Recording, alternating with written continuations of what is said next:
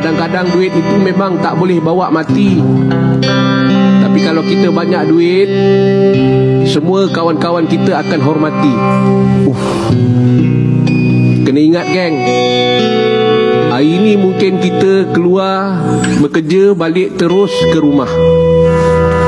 Tapi satu hari nanti mungkin kita keluar bekerja, kita terus pulang ke tanah.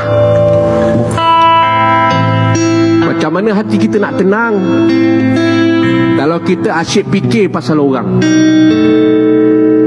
Macam mana hati kita nak tenang kalau banyak yang kita minta pada Allah tapi sujud kita kurang?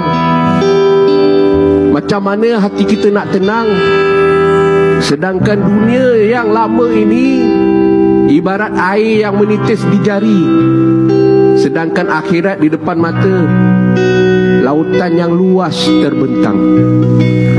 Dah bersedia ke untuk kita berenang?